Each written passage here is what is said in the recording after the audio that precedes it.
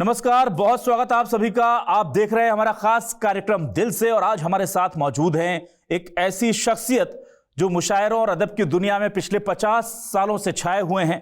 हसन फतेहपुरी साहब हमारे साथ मौजूद हैं। बहुत स्वागत करता हूं सर आपका।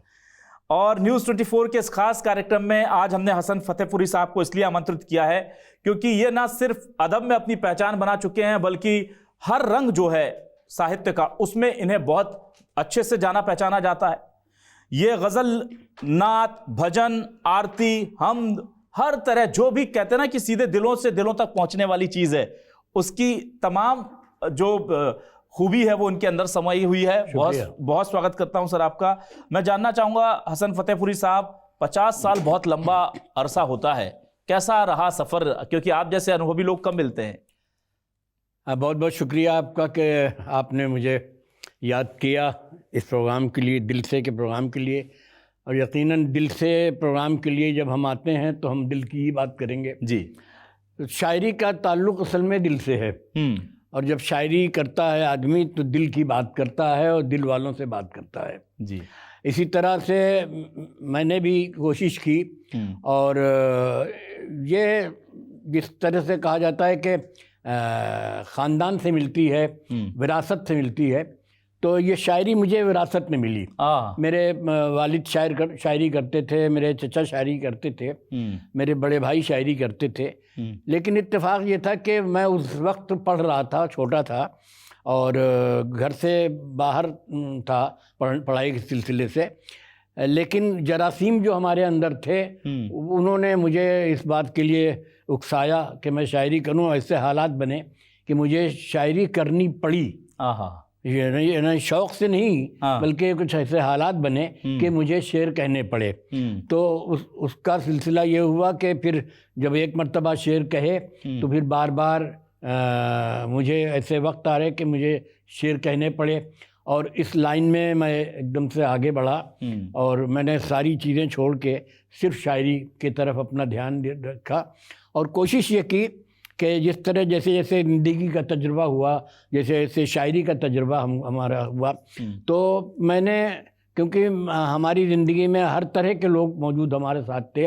हम उस सोसाइटी से आते हैं जहाँ हर किस्म, हर मज़हब, हर मिल्लत, हर फ़िरक़े का आदमी हमारे साथ जुड़ता है। तो मैंने कोशिश की कि मैं ऐसी शायरी करूं जो सब तक पहुँचे। वाह! न सिर्फ ये कि गज़ल, न सिर्फ ये कि हमद, न सिर्फ ये कि मुसलमानों की मजहबी शायरी, बल्कि दूसरे मज़ाहिब के लिए भी मैंने शेर कहे, मैंने देवी भजन कहे, और मैंने साईं बाबा की आरती लिखी, मैंने गणेश वंदना लिखी, और बाकायदा उसके रिकॉर्ड्स वगैरह भी आए, और हमारे भजन जो है वो जागरण में आमतौर से गाए भी जाते हैं। वाह, क्या बात है। तो इस तरह से मेरा ये सफ़र रहा, और धीरे धीरे फिर मैं मुशायरों में और महफिलों में आने जाने लगा। तो कब ये वक्त कट गया और कब हम कहाँ पहुँच गए, ये तो आप बताएंगे और हमारी जनता बताएगी, हमको सुनने वाले बताएंगे जी। तो बता दें कि हसन फतेहपुरी साहब, जैसा कि नाम से जाहिर है, फतेहपुर में जन्मे, और कई जॉब छोड़ी इन्होंने। पहले ये शिक्षक रहे, फिर फॉरेस्ट में चले गए, फिर वहाँ दिल नहीं लगा तो मुंबई चले गए, माया नगरी की माया भी इन्हें नहीं बांध पाई, फिर वापस आ गए, और फिर जाकर के सेटल हुए हैं हमारे और आपके भोपाल में। 30 साल बरकतुल्लाह यूनिवर्सिटी में अपनी सेवाएं दी, और उस दौरान तमाम हिंदुस्तान में जो है एक एक शहर में जाकर के अपने अदब का परिचय देते रहे। तो मैं चाहूँगा, चूँकि नात के बहुत बड़े नाम हैं हसन फतेहपुरी साहब, आपको बताऊं कि वर्ल्ड कॉन्फ्रेंस नात का जो हुआ था पाकिस्तान में, उसमें खास तौर से शिरकत करने के लिए हिंदुस्तान की तरफ से बुलाया गया था, और वहां जाकर के अवार्ड कई ने मिले। 1982 में शायद वो प्रोग्राम रहा। तो नात से अगर आप शुरुआत कर दें, ताकि लोगों को, कहते हैं ना कि पता चले कि आखिर क्या वजह थी कि पूरे हिंदुस्तान से हसन फतेहपुरी साहब को बुलाया गया। मैं इत्तेफाक मैं आपको बताऊं, मेरी खुशकिस्मती थी कि मैं अभी कुछ दिन पहले ही मदीने और मक्के से उम्रा करके आया हूँ, अभी 10 दिन पहले ही। तो मैं नात के 2-3 शेर आप पेश करता हूँ, मुलाज़ा फरमाएं। ऐ काश गुजारूं मैं एक शाम मदीने में, ऐ काश गुजारूं मैं एक शाम मदीने में, इस रूह को मिल जाए आराम मदीने में। वाह। इस रूह को मिल जाए आराम मदीने में। शेर मुलाजा फरमाए। इरशाद। जारोब कशी हो या ज़वार की खिदमत हो। मैं बता दूं, जारोब कशी का मतलब होता है झाड़ू देना, और ज़वार जो दर्शनार्थी आते हैं उनकी सेवा करना। हाँ। जारोब कशी हो या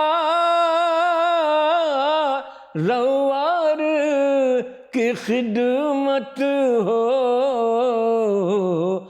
आका मुझे मिल जाए कुछ काम मदीने में, आका मुझे मिल जाए कुछ काम मदीने में। बहुत खूबसूरत, बहुत खूबसूरत। शुक्रिया। बहुत खूबसूरत फतेहपुरी साहब। और जाहिर सी बात है कि इतना अच्छा आप गाते हैं, इतना अच्छा तरन्नुम है, और मुशायरे 50 साल तक क्यों आपकी रोशनी से जगमग रहे ये हम समझ पा रहे हैं।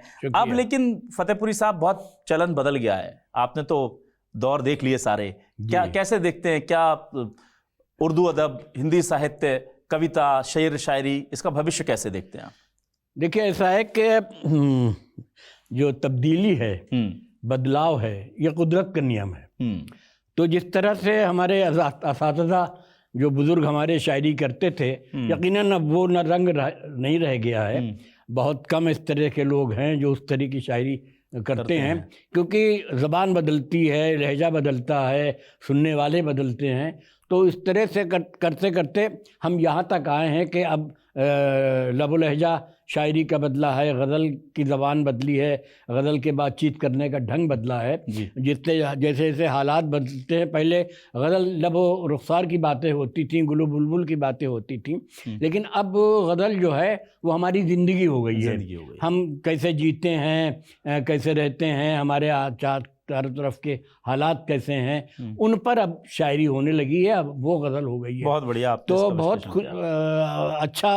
अच्छी तब्दीली है, और ये तब्दीली होनी चाहिए, ज़रूरी है। इसलिए कि हम अगर वो ज़बान जो कृष्ण ज़बान जिसको हम हिंदी में कहते हैं, वो आज इस्तेमाल करेंगे तो आज हमारे सुनने वालों तक वो बात नहीं पहुंचेगी। ये ज़रूरी है कि हम अपनी बात अपने सुनने वालों तक पहुंचाएं। उसके लिए ये बहुत लाजमी है कि हम वो ज़बान इस्तेमाल करें जो ज़बान सामने वाले की समझ में आए।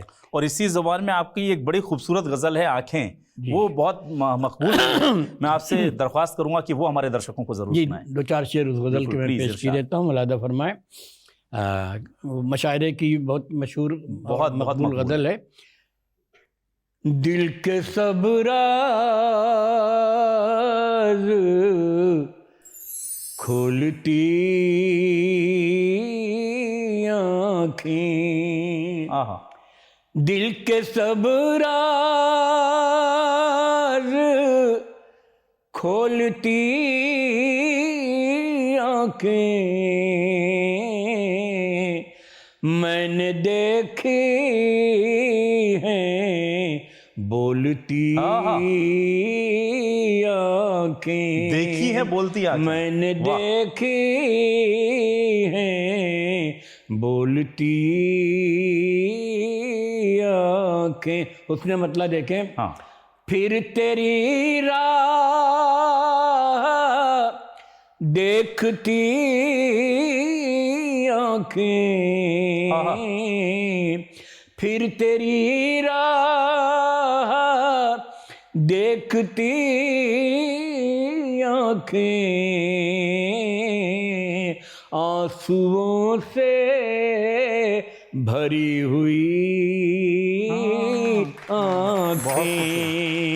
ये शेर सुनिए, देखिए आजकल के माहौल में आदमी माश के लिए, नौकरी के लिए, पेट के लिए बाहर चला जाता है। ये शेर सुनिए जी। कोई शायद चला गया परदेस, कोई शायद चला गया परदेस, घर की डोरी पे हैं रखी आँखें, क्या इंतजार है। घर की डोरी पे हैं रखी आँखें। और इस सिलसिले का आखिरी शेर देखें, इरशाद। आज फिर खूब गुफ्तगू होगी, आज फिर खूब गुफ्तगू होगी, मेरे लब उनकी बोलती क्या बात है, आँखें, बहुत खूबसूरत। मेरे लब उनकी बोलती बहुत खूबसूरत, बहुत खूबसूरत। और ये देखिए कितना सीधे सीधे शब्दों में दिल में उतरने वाली गहरी बातें आप कह जाते हैं। गज़ल, जाहिर सी बात है कि आपने तो, मैंने जैसा कहा कि पूरा दौर देखा है, आपने पूरी गज़ल की तरबियत को बदलते बनते देखा है। एक गज़ल और है जो कहती है कि जो दिल से गुजरती है, बहुत खूबसूरत गज़ल है, अगर मैं आपसे दरख्वास्त कर सकूं। असल में मेरी कोशिश ये होती है कि हम जो कहें वो आवाम के लिए कहें। इसमें आपको इस गज़ल में गांव की मिट्टी की खुशबू भी मिलेगी आपको जी, और गज़ल का जो लहजा है वो भी मिलेगा। स्वागत है, स्वागत है। जो दिल से गुजरती है पुरवाई महकती है, जो दिल से गुजरती है पुरवाई महकती है, इस प्यार की खुशबू से अंगनाई महकती है, इस प्यार की खुशबू से अंगनाई महकती। शेर देखिए, इरशाद। उस फूल से चेहरे को एक बार ही देखा था, इसमें एक शब्द है बीनाई, बीनाई आईसाइट। उस फूल से चेहरे को एक बार ही देखा था, और आज तलक मेरी बीनाई महकती है, और आज तलक मेरी बीनाई महकती है। देखिए एक शेर पेश कर रहा हूँ, इस सब्जेक्ट पर बहुत से शेर आपने सुने हैं, देखिए थोड़ा सा अलग इसको रंग से कहने की कोशिश की है। मजदूरों का जज्बा भी था शाहजहां जैसा, मजदूरों का जज्बा भी था शाहजहां जैसा, पत्थर में मोहब्बत की सच्चाई महकती, बहुत बिल्कुल अलग रंग, बहुत खूबसूरत। पत्थर में मोहब्बत की सच्चाई महकती है, मेहंदी लगे हाथों की दालान में खुशबू है। गांव का मंदिर देखिए, मेहंदी लगे हाथों की दालान में खुशबू है, खेतों की मुंडेरों पर शहनाई महकती है, खेतों की मुंडेरों पर। वाह वाह वाह वाह, शुक्रिया। गजब जादू है आपकी शायरी में, आपके तरन्नुम में हसन साहब। हसन साहब, मैं ये जानना चाहूँगा, चूँकि आप लैंग्वेज पर इतनी अच्छी कमांड रखते हैं, आप अरबी, हिंदी, उर्दू तमाम आप जानते हैं, तो क्या लगता है उर्दू, हिंदी ये परिष्कृत हो रही हैं वक्त के साथ, या आपको लगता है कि क्लिष्टता हो रही है तो दिक्कत हो सकती है आने वाले समय में? कुछ लोग मैंने देखा है बड़े डरे हुए रहते हैं, बड़े भयभीत रहते हैं कि आने वाले समय में हमारी भाषाओं का क्या होगा। देखिए, जैसे मैंने पहले भी कहा कि तब्दीली कुदरत का नियम है। यकीनन आज हम उस ज़बान को नहीं लिखते न बोलते हैं जो हमारे पूर्वज, हमारे बुज़ुर्ग बोलते थे, या जिनमें शायरी हुआ करती थी पहले से। इसलिए कि न सिर्फ हम, बल्कि जो आवाम है हमारी, जो हमारी जनता है, जो हमारे चारों तरफ लोग हैं, वो भी उस ज़बान को न बोलते हैं न समझते हैं। तो अगर हमको अपनी बात कहनी है तो हम उसी लहजे में कहेंगे, उसी ज़बान में कहेंगे जो ज़बान आवाम की समझ में आए। मैं मिसाल देता हूँ कि आप एक सब्ज़ी लेने वाले के पास जाएं, एक खातून बैठी है जो टमाटर बेच रही है, उससे अगर आप कहें कि भाई ये कश्मीरी सेब के तरह सुर्ख और गुलाब जैसे ये लाल लाल जो टमाटर रखे हैं, इनकी क्या कीमत है, तो क्या वो बात समझ जाएगी? आप बिल्कुल नहीं समझेगी। हमको ये कहना पड़ेगा कि ये तुम्हारे जो टमाटर हैं इसका क्या भाव है। तो हम जिसके साथ बात गुफ्तगू कर रहे हैं उसकी ज़बान में गुफ्तगू करेंगे तो बात हमारी पहुंचेगी। वरना फिर हम जो लिखते हैं वो, आप एक चीज़ अंदाज़ा लगाइए, मैं अक्सर ये बात कहता हूँ कि जितने भी मशहूर शेर हैं, चाहे किसी शायर के हों, गालिब के हों, इकबाल के हों, आज के शायर हों, जितने भी बहुत मशहूर शेर हैं वो सब आसान ज़बान में, ताकि सब तक पहुंच जाए। मैं कुछ शेर आपको सुनाना चाहता हूँ कि जैसे कि मेरा एक शेर आमतौर से सियासत में भी और स्टेज पर भी और कई कई जगह पर पढ़ा जाता है कि तुम अपनी बुलंदी पर मत नाज करो इतना, तुम अपनी बुलंदी पर मत नाज करो इतना, हमने तो सितारों को गिरते हुए देखा है, हमने तो सितारों को गिरते हुए देखा है। या कि बुलंदियों पे पहुंचकर गुरूर मत करना, बुलंदियों पे पहुंचकर गुरूर मत करना, अभी तुम्हारे सफर में ढलान बाकी है, अभी तुम्हारे सफर में ढलान बाकी है। एक शेर इसी का और सुनिए कि हमारे घर में है तहजीब का दिया रोशन, हमारे घर में है तहजीब का दिया रोशन, हमारे घर में अभी पानदान बाकी है, हमारे घर में अभी पानदान बाकी है, हमारे घर में अभी पानदान बाकी है।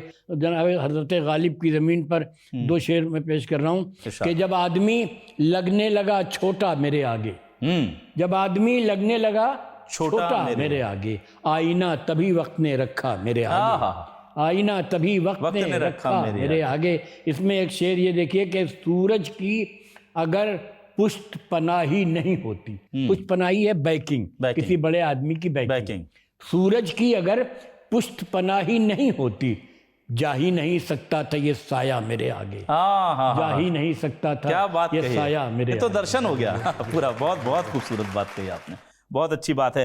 हसन साहब, मैं ये जानना चाहता हूँ, जब आपने शायरी शुरू की, आपने बताया कि इंस्पिरेशन तो आपके घर परिवार में चारों तरफ थी, पर ऐसा कौन सा शायर था जिसको देख करके आपको लगा कि नहीं यार मुझे अब शायरी करनी है, मुझे इनके जैसा सीखना है? या एक वो जो एक कहते हैं ना कि हर सूरजमुखी का एक सूरज होता है, तो हसन फतेहपुरी के लिए ऐसा कौन सा वो शायर था, कौन सा देखिए, नाम था? ये कहना मेरे लिए बहुत मुश्किल है, इसलिए कि मैंने जब होश संभाला और कुछ सुनने और समझने के काबिल हुआ, तो मैंने मीर अनीस को, जो उर्दू के बहुत बड़े शायर जिनको खुदाए सुखन कहा जाता है, और वो मजहबी शायरी करते थे, मरसिया नौहे सलाम और मरसिया की शायरी करते थे, तो उनकी ज़बान और उनका लब लहजा, उनके बोलने, उनके शायरी करने का ढंग से मुझे बहुत मतलब रोशनी मिली और मैं बहुत मुतासिर हुआ। उसके बाद क्योंकि मैंने जैसे बताया कि वालिद शायरी करते थे, लेकिन इत्तेफाक ये मेरी बदकिस्मती कि उनका कोई भी लिखा हुआ कलाम मुझे नहीं मिला। मेरे बड़े भाई ने मेरे वालिद के 3 शेर मुझे सुनाए थे, तो मुझे वहाँ से भी रोशनी मिली कि भाई इस किस्म की शायरी की जानी चाहिए। हाँ। वो गुलू बुलबुल की शायरी उनकी नहीं थी। जितने भी शेर हमारे साथ, एक किताब बल्कि पाकिस्तान से शाया हुई है, उसमें उनका जिक्र है, उसमें उनके 3 शेर हैं वालिद साहब के मेरे। तो वो रंग जो मुझे मिला और कुछ हमारे घर का माशरा जो जिस तरह का था, तो उसने मुझे ये इस बात के लिए उकसाया कि मैं इस तरह की शायरी करूं, और मैं उसी लाइन पर, उसी ढर्रे पर मैं चलने लगा। वाह। और अच्छी चीज़ ये है कि आपने नात हमद में तो काम किया ही, गज़लों में किया, आपने गीत भी लिखे, कविताएं लिखी, भजन लिखे। आपने भजन लिखने की प्रेरणा कहाँ से आ गई, और एक भजन भी सुनाइए हमें। हाँ, मैं बिल्कुल असल में देखिए होता क्या है कि जैसे मैंने कहा कि हमारी सोसाइटी जो है वो हर तरह के लोग हैं, और हम अपने दोस्तों के यहाँ पूजा पाठ में भी जाते थे, जन्माष्टमी हो, होली, दिवाली हो, उनमें जाके हम लोग सब पार्टिसिपेट करते थे। तो इत्तेफाक से ये भजन मैंने लिख दिया, क्योंकि मेरा एक दोस्त था, वो भजन गाता था, यूनिवर्सिटी में ही था मेरे साथ। अच्छा। बहुत मशहूर सिंगर था वो, अभी उसकी डेथ हो गई कुछ दिन पहले। तो वो मेरे पास एक दिन ऐसे ही आते रहते थे, हम लोग बात करते रहते, तो एक दिन बात निकला कि मैं भजन गाना चाहता हूँ और कोई लिख के नहीं दे रहा है। तो मैंने पूछा कि क्या है, तो उन्होंने कहा कि नहीं, आपकी समझ में, आपकी बस की बात नहीं है। तो मैंने कहा नहीं, बताओ तो क्या है। तो उन्होंने बताया कि हम इस तरह से लिखना चाहते हैं। तो हमने कहा ठीक है, हम कोशिश करेंगे। फिर हम बैठे, उसी वक्त हमने उनसे पूछा कि तुम किस तर्ज में चाहते हो। उन्होंने अपनी तर्ज बताई, हमने उसी वक्त उसमें लिख दिया। इरशाद प्लीज सुनाइए। ये जो भजन है, ये है तो देवी भजन, लेकिन इसमें स्तुति है माता के शेर की। अच्छा, माता के शेर सवारी है, उसकी शेर है। देखिए प्लीज, ये इसकी कंपोजिशन भी मेरी है, धुन भी मैंने बनाई है। वाह, क्या खूबसूरत। क्योंकि मैं जब शायर नहीं था, तो मैं गुलूकार भी था। अरे वाह। तो इसकी कंपोजिशन भी मेरी बनाई हुई है। मेरी माता की सवारी हो, मेरी माता की सवारी, तेरी महिमा है न्यारी, आके सारे कष्ट मिटा जा, अपने संग माता को लेकर, अपने संग माता को लेकर, तू दुखियों में आ जा, जंगल के राजा हो आजा, जंगल के राजा। इसका बंद सुने। बिल्कुल, स्वागत। पीला पीला रंग तिहारा, रुत बसंती लागे, हीरे मोती से मैं रखूं तेरा रूप सजा के, तेरी हवा जैसी चाल हो, तेरी हवा जैसी चाल, माँ की कृपा का सवा, माँ की कृपा का कमाल, होके टुकड़ियों में आ जा, सबके संग माता को लेकर, तू दुखियों में आ जा, जंगल के राजा। क्या बात है। बहुत खूबसूरत, बहुत खूबसूरत। जब आप अब निकलते हैं इस दौर में, कहते हैं ना कि जब पीछे पलटकर देखते हैं हसन साहब, तो कोई दर्द दिल में रह जाता हो कि यार ये करना था, मैं ये नहीं कर पाया, या मुझे इस समय पूरी तरह से शायरी में होना था, या मुझे जॉब में होना था। ऐसे मलाल कोई है, सुखन से जुड़ा हुआ कोई मलाल? देखिए, कभी किसी आदमी को वो सब नहीं मिलता जो वो चाहता है। हाँ। कुछ ना कुछ तो रह जाता है। जाहिर सी बात है, हमारी भी इच्छा थी, हमारी भी ख्वाहिश है कि शायरी में कुछ ऐसा कर सकें कि कम से कम हम न रहें तो वो ज़िंदा रहे, वो ऐसा कोई काम कर सकें जो है। तो उसके लिए धीरे धीरे वक्त मिल रहा है। बहुत सी चीज़ें ये होती हैं कि आदमी को समय नहीं मिलता। जैसे मैं जॉब करता था, तो अब जाहिर सी बात है जॉब के साथ साथ ये शायरी भी करना और ये सब कुछ करना, उनको पढ़ना लिखना, कोई इसके लिए बहुत पढ़ने लिखने की ज़रूरत है, मुताले की बहुत ज़्यादा ज़रूरत है। तो उन चीज़ों की कमी रही, और हम अभी भी कोशिश में हैं कि कुछ अच्छा कर सकें। बहुत अच्छा आप कर चुके हैं, और यकीन मानिए कि जो आपका एक्सपीरियंस है, जो आपने किया है, ये कम नहीं है। और मैं अपने दर्शकों को बता दूं कि हसन फतेहपुरी साहब गुलकार हैं, शायर हैं, गीतकार हैं, गाते हैं, तमाम चीज़ें करते हैं, और इतने मकबूल रहे हैं अपने ज़माने में। टीवी सीरियल था ज़िंदगी पहेली है, उसका टाइटल सॉन्ग हसन साहब ने लिखा है। एक नगमा भी फिल्मों के लिए आया, आदेश श्रीवास्तव के म्यूजिक में उदित नारायण ने उसे गाया था, अलका याग्निक जी। तो वो जरा गाना हमारे दर्शकों को थोड़ा सा सुना सकें, 2-4 लाइन। अब वो तो धुन तो अच्छा, गाते हैं। चलिए, तो फिर अब हम आपसे एक बहुत अच्छी गज़ल है जो मैं चाहूँगा, क्योंकि मुझे वो बड़ी अच्छी लगी सुन करके। जिंदगी को उदास रहने दें, बड़ी सीधी सादी ज़मीन पर है, लेकिन बहुत अच्छी गज़ल है। मतलब मुलादा फरमाया गज़ल का। जिंदगी को उदास रहने दे, जिंदगी को उदास रहने दे, अपना गम मेरे पास रहने दे। नवाजिश। अपना गम मेरे पास रहने दे। शेर मुलादा फरमाइए। इरशाद। पूछता क्यों है राज की बातें, पूछता क्यों है राज की बातें, जिस्म पर कुछ लिबास रहने दे, जिस्म पर कुछ लिबास, जिस्म पर कुछ लिबास रहने दे। शेर देखिए। खुद को पहचान लूंगा मैं